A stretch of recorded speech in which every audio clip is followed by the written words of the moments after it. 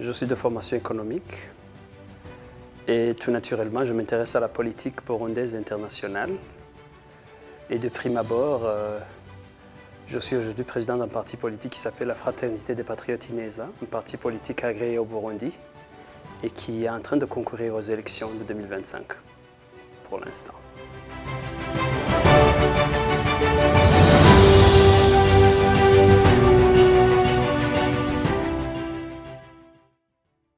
On voudrait que ce soit notre point fort, être capable dans ce pays de montrer que la politique, ce n'est pas autre chose que des idées qui amènent la population à se sentir super heureux dans un pays. Nous sommes un parti politique qui milite naturellement pour qu'il y ait de l'aisance économique, afin que le politique ne soit plus une raison de chicane.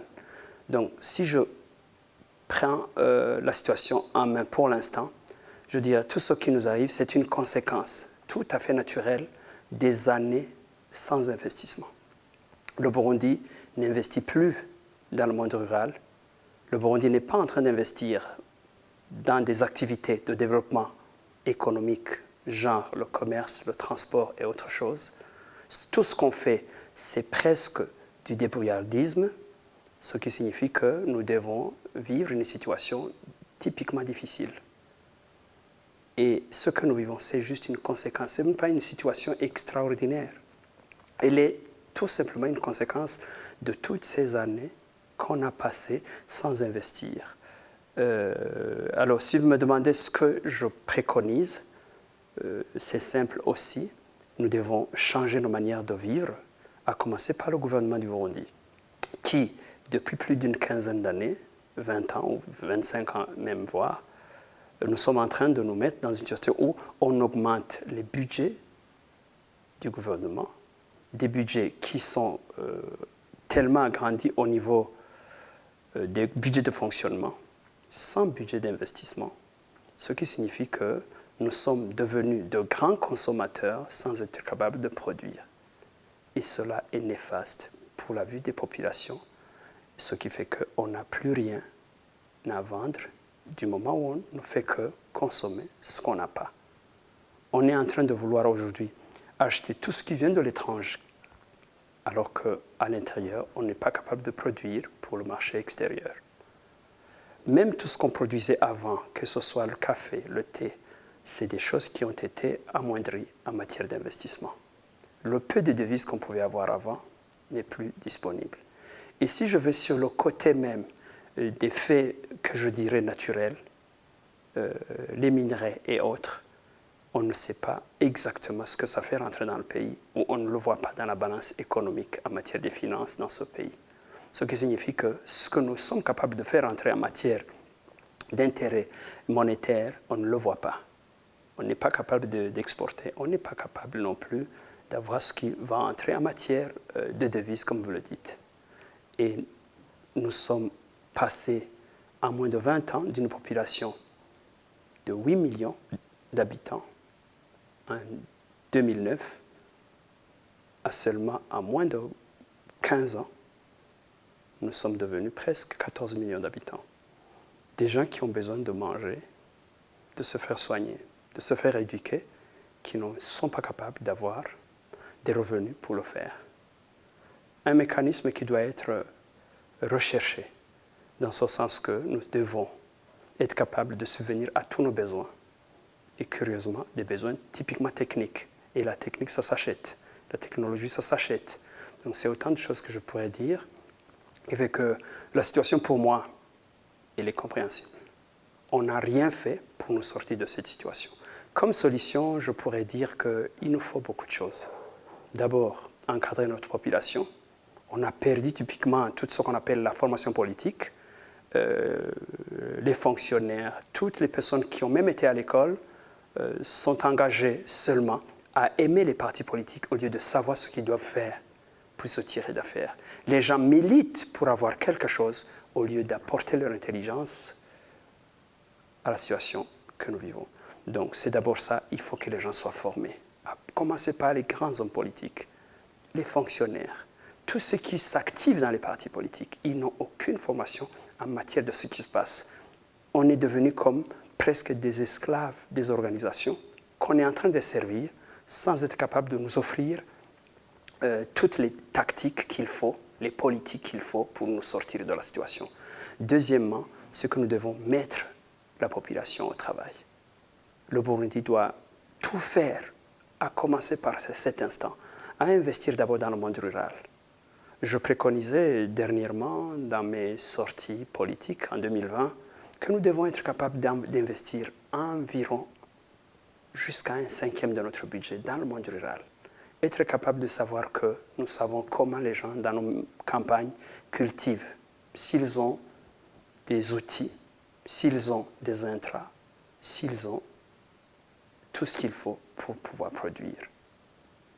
Il y a 30 ans, le Burundais se satisfaisait en matière de nourriture. Aujourd'hui, ce n'est plus le cas. Quand vous regardez dans l'assiette d'un Burundais, la plupart de ce qu'on mange aujourd'hui, ça vient de l'étranger. Même le riz. Alors c'est pour ça que je dis nous devons investir jusqu'à un cinquième de notre budget dans le monde rural.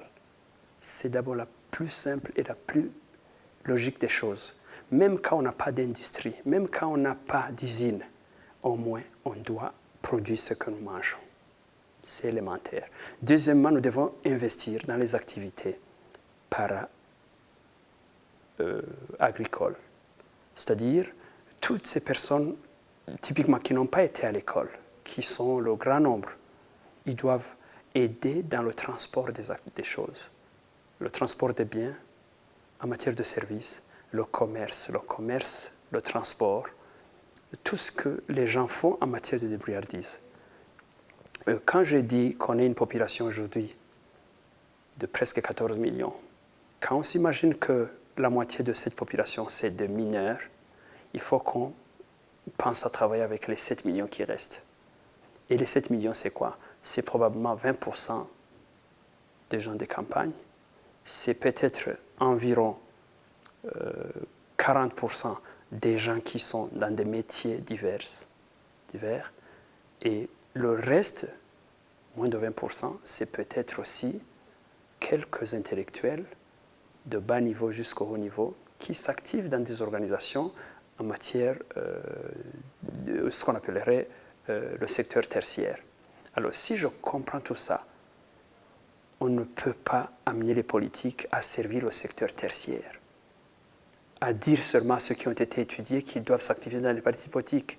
Il faut qu'on arrive à investir pour ceux qui sont dans le premier niveau, le secteur primaire, le secteur secondaire. Quand ces secteurs sont bien pourvus, c'est tout à fait simple. Ceux qui sont dans le secteur tertiaire arrivent à se faire embaucher simplement. Donc, la solution n'est pas magique. Je ne suis pas en train de chercher à ce que le Burundi soit aujourd'hui un pays industrialisé.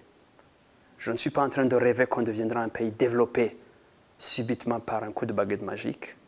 Le Burundi doit être capable d'investir, à commencer par ce qu'il a, l'agriculture, l'élevage, les activités qui vont avec dans nos villages, dans nos campagnes, dans nos petites villes, essayer de mettre les gens au travail. Et les Burundais sont des travailleurs et peut-être on pourra se tirer d'affaire. Si on sait que dans quelques années, on ne va importer que ce qui est très utile, alors on aura peut-être des facilités à remorquer la situation autrement. C'est aussi la troisième chose qu'il nous faut, créer de bonnes relations avec l'international. On ne peut pas continuer à être un pays belliqueux qui participe dans des situations à gauche, à droite, où on se crée des ennemis inutilement. Le Burundi doit être un pays de paix, un pays qui prêche la paix, un pays qui cherche des amis, que ce soit dans l'Occident, dans l'Orient, ou même chez nous, autour de nous. Nous devons être un pays capable de créer des amis. Comme le dit même en Kirundi, si on est seul, on n'ira nulle part. Et en réalité, on ne choisit pas ses amis. On peut peut-être choisir des fois ce qu'on peut, mais il faut qu'on arrive à créer des amis partout dans le monde. On a besoin des amis qui nous aident dans beaucoup de choses. Notre seule intelligence au niveau économique ne pourra pas suffire pour qu'on arrive à nourrir 14 millions d'habitants comme si c'était un fait divers. Nourrir notre population, ça doit être un combat d'un groupe politique qui sait qu'il en a fait une véritable lutte et non pas seulement une affaire de quelques élections ou des gens qui se fassent plaisir à dire que le Burundi sera développé demain ou après-demain de façon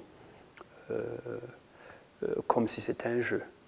Le combat politique, le combat économique sont des combats très sérieux que moi je dis qui sont plus graves que même des combats avec des fusils.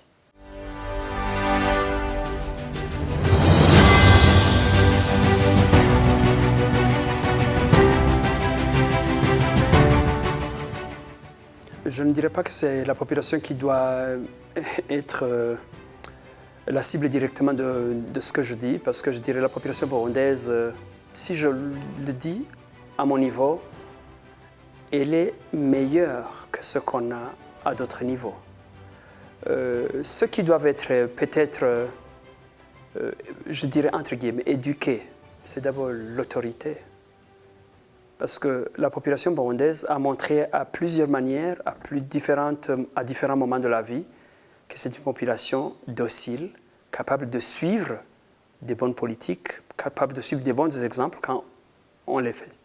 Alors, ce n'est pas à eux, naturellement, ce n'est pas à moi de m'adresser à la population burundaise. Au contraire, je m'adresse à toutes les autorités, de tous bords, de tous les partis politiques. S'ils essaient d'être un peu pragmatiques, s'ils essaient de se former eux-mêmes à comprendre que l'État, c'est un tout, l'État, c'est tout le peuple, que les biens du pays doivent être utilisés à bon escient pour l'intérêt de tous, le reste serait facile. Les techniciens dans le monde entier, ils sont là. Je reste convaincu que le Burundi a assez de techniciens, économiquement, politiquement, intellectuellement, psychologiquement. Nous avons assez d'intellectuels capables de conduire ce pays à bon port.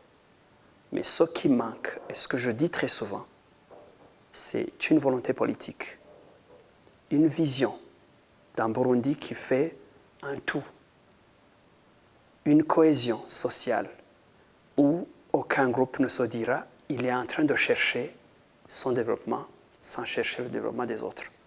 Cette exclusion qu'on voit à tous les niveaux, cette histoire que je dirais que c'est peut-être entre guillemets, une boulimie de quelques individus qui se disent qu'ils veulent être des commerçants en même temps, des hommes politiques en même temps, des industriels en même temps, tout être en même temps.